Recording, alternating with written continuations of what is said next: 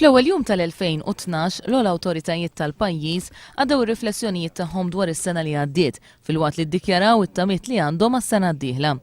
Il-President ta' Malta Giorgia Bella laqa l-ewwel lill-Arċisqof Paul Cremona, imbagħad lill-Prim Ministru Laurence Gonzi. Kien hawnhekk li Giorgia Bella appella biex fid-dawl tas-sitwazzjoni ekonomika kulħadd irrażżan l-infiq żejjed tal-flus. Il-Prim Ministru Laurence Gonzi esprima apprezzament lejn ix-xogħol tal-President li sarraf ukoll f'rekord ta' ġbir ta' fondi fl-istrina ta' din is-sena. Qal li bħal snin ta' qabel il-Gvern ser isuq lil pajjiżna mhux billi jikkummenta minn fuq siġġu komdu. Il-kap tal-Oppożizzjoni Joseph Muscat u s-sinjura tiegħu Michel ferħu wkoll lill-President tax-xogħol siewi li qed jagħmel. Giorgia Bella jgħid li ta' spiss jieħu gost jaqsam l-idejat u jiddiskuti temi ta' interess mal-kap tal-Oppożizzjoni. Joseph Muscat qal li għal din is-sena l-ekonomija ser tkun kwistjoni importanti għal pajjiżna u għalhekk hemm bżonn laqda u l-istabilità biex il-pajjiż ikun ikkonċentrat u jieħu deċiżjonijiet xierqa.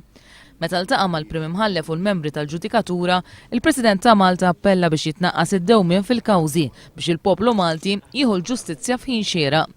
Il-President ta' Malta ltaqa' wkoll ma' trade unions, sindki u kunsilliera ta' diversi lokalitajiet kif ukoll l-eżekuttivi tal-Partit Laburista u tal-Partit Nazzjonalista.